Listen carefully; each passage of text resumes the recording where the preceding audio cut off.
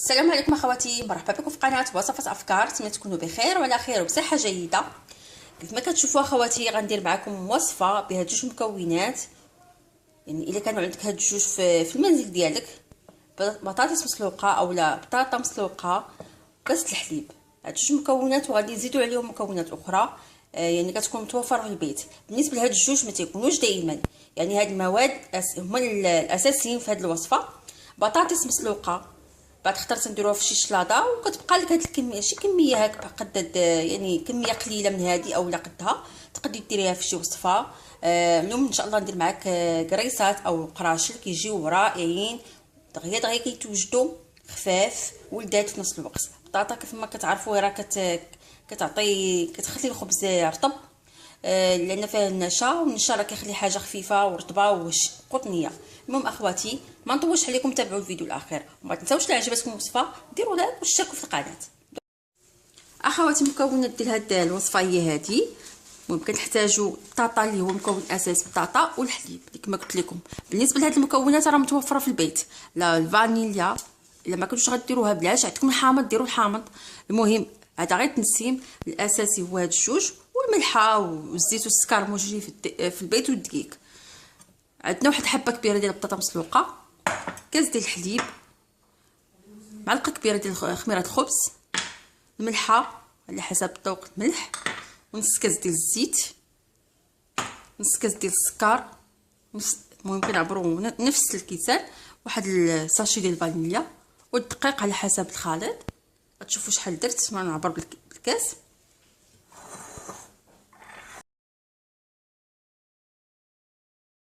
كنديروا الزيت ديال السوائل ديال الحليب،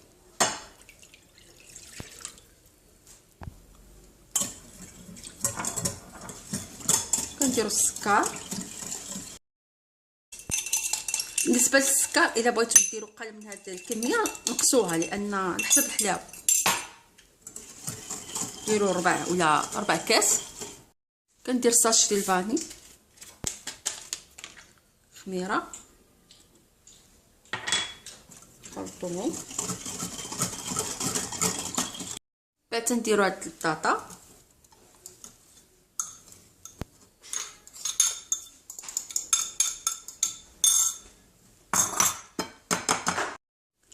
كما كتشوفوا اخواتي درت البطاطا. دابا غنعجنها وغندير كاس ديال الدقيق،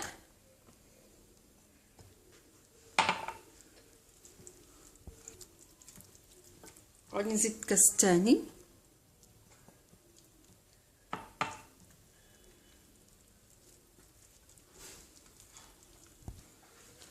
غنزيد الكاس الثالث. نعجنو عجينه، غادي نجمعوها، ما غاديش نتلكوها. غندير الملحه دابا، غادي نزيدو كاس هذا الرابع، غادي ندير النص ديالو هنا باش نوريكم العبار شحال دار النص. الا كان خاصنا راه غادي نزيد مازال. المهم كاس الرابع. المهم العجينه ما تكونش قاصحه، المهم تكون رطبه.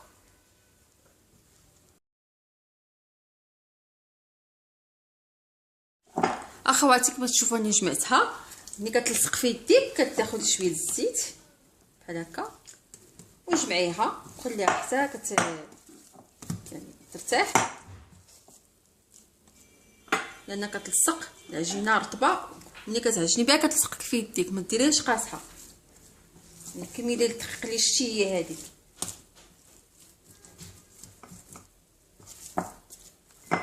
شوف بحال هذا الشكل، وما نخليها هنا بالزيت، خليها حتى كترتاح.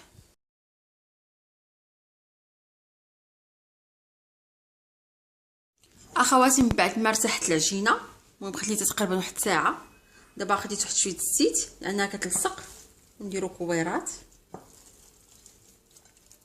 صغيره على حسب الحجم اللي بغيتو.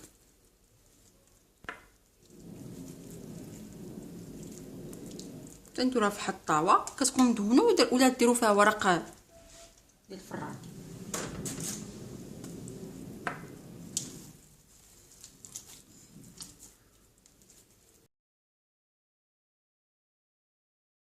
بعد ما درناهم كويرات غنبسطوهم بهذا الشكل.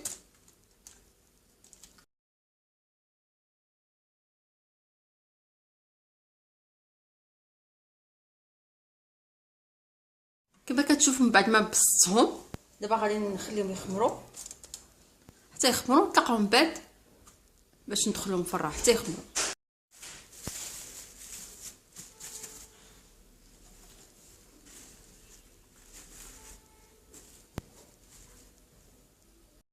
بعد ما خمروا دابا غادي ندهنهم باصفر بيضه وشويه الحليب، نخلطهم مزيان. دابا غندهنهم ما نوركش عليهم.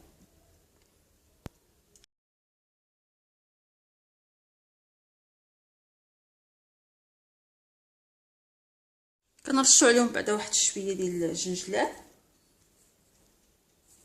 والملح اختياري الا ما كاينش بلاش.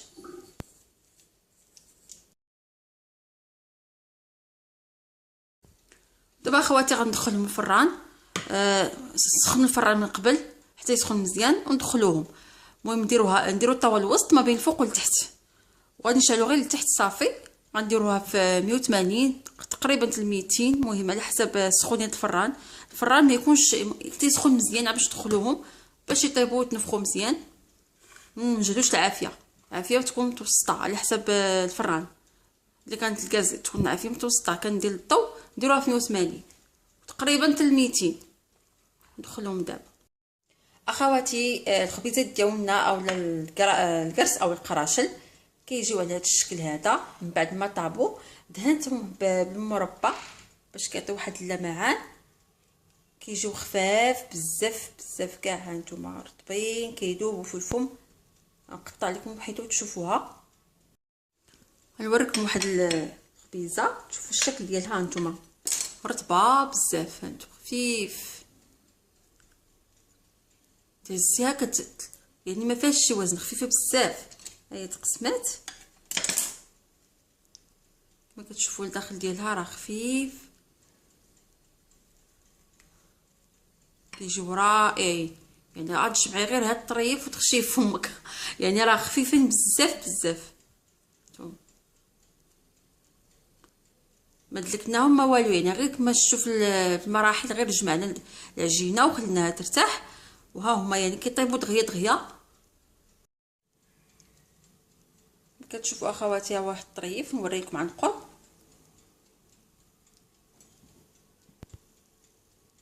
كيجيو رائعين خفاف احسن من ديال الزنقه.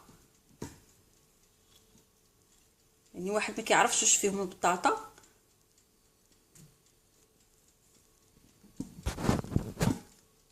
يعني هاد الكميه اللي درت راه خرجت لي 12 حبه، يعني كميه لا باس بها.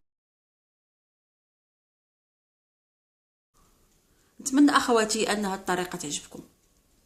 الا عجبتكم ما تنساوش اللايك والاشتراك في القناه. مع السلامه مع وصفه جديده ان شاء الله وبصحه والراحه.